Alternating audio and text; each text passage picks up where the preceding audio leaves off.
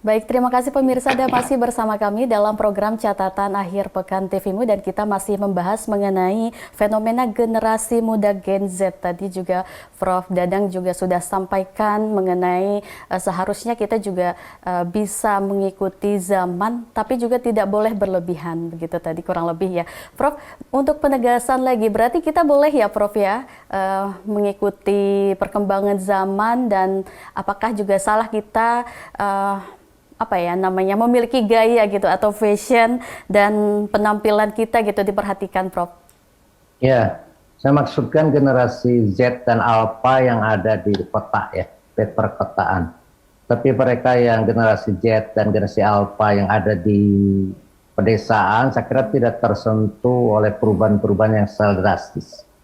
Memang generasi Z dan generasi Alpha, generasi Z ini ialah generasi yang lahir tahun 2000 sampai tahun 2009. Sedangkan generasi Alpha adalah yang lahir tahun 2010 sampai hari ini. Jadi umurnya itu 12 tahunan ya. Dan mereka lah adalah merupakan seperti saya katakan tadi generasi yang langsung berhadapan dengan dunia virtual. Dunia digital dan hampir semuanya mempunyai smartphone ya, dan dari sana mereka mencari informasi berbagai hal termasuk mungkin model pakaian dan lain sebagainya, karena hampir tidak ada barrier atau semacam hambatan atau sensor untuk mereka mendapatkan informasi sebanyak-banyak. Dan mereka lebih senang berkomunikasi lewat online, tidak senang berkomunikasi secara verbal, face to face, karena memang itulah generasi mereka. Bagi kita orang tua akan merasa kaget ya, karena mereka akan hidup seperti itu, mungkin bisa jarang keluar rumah dan lain sebagainya. Sekali jarang keluar rumah mungkin mereka ada kesepakatan persekongkolan dengan gengnya untuk bisa tampil eksis di dunia. Tetapi tetap aja mereka itu adalah memiliki dunia tersendiri. Oleh karena itu menurut kita Muhammadiyah harus waspada dengan ini, harus mengantisipasi terhadap perubahan-perubahan, dan ini tidak bisa dihalangi. Perubahan zaman itu sesuatu yang niscaya. Tapi bagaimana kita di Muhammadiyah itu mendesain agar perubahan itu sesuai dengan agama kita. Kita akan melarang mereka untuk mengadopsi fashion, mengadopsi gaya hidup agak susah ya. Karena memang itu tuntutan generasi mereka yang lebih banyak mereka mendengarkan apa yang ada di smartphone daripada dari orang tua. Agama saja bagi mereka belajarnya hampir 80% dari media sosial, dari YouTube ya, dan dari media-media lain di media sosial. Mereka tidak lagi datang ke majelis taklim, tidak lagi datang ke masjid-masjid untuk mendengarkan ceramah agama, dan tidak bertanya lagi kepada ustadz-ustadz, tapi mereka lebih senang untuk langsung mencari informasi di gadget mereka, di smartphone mereka. Ya oleh karena itu menurut saya agak lain mereka.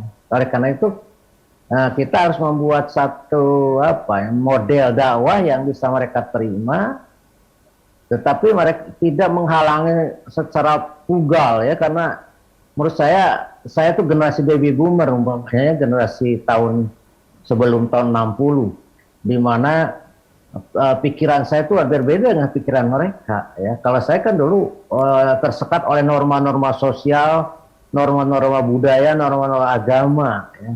Sangat kuat waktu itu, sehingga kita itu harus betul-betul terkontrol. Tapi anak-anak sekarang nggak ada itu. Norma budaya lokal itu mereka sudah tidak acuh lagi ya. Mereka tidak mau lagi menggunakan bahasa Sunda ya. Cucu-cucu saya tuh yang berumur antara 20 tahun ke bawah pakainya bahasa Inggris, bahasa Indonesia, jadi tidak memakai bahasa lokal ya. Termasuk mereka komunikasi dengan kita, bertemu juga jarang. Pulang sekolah mereka masuk kamar, langsung mereka bermain dengan smartphone-nya, tidak keluar-keluar. Kalau mau kita minta mereka untuk makan atau apa. Sholat pun mereka tidak ke masjid biasanya, mereka di kamar saja sholat. Di rumah gitu ya Prof ya. Nah itulah generasi ini yang harus kita waspadai, dipersiapkan. harus ada, menurut saya dakwah Muhammadiyah di Majelis Tabligh, Tarjih maupun MPI dan lain sebagainya itu harus membuat peta jalan menghadapi generasi ini.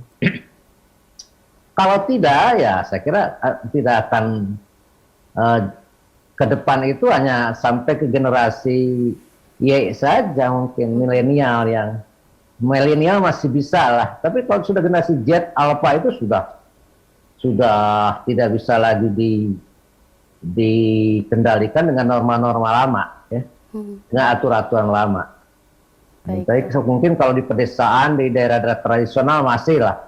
Tapi kalau sudah di perkotaan, di daerah industri, daerah Jakarta ini, daerah Bandung, daerah-daerah Surabaya, Medan, itu sudah anak-anak mudanya sudah anak-anak muda yang sangat kondusif terhadap perubahan di dunia ini.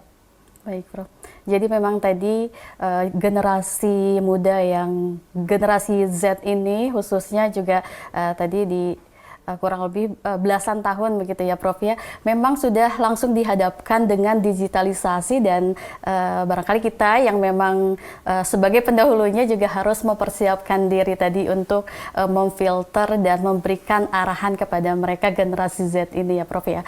Dan Prof, sebetulnya kita juga akan kembali setelah jeda berikut. Pemirsa, tetaplah bersama kami di Catatan Akhir Pekan TV-mu.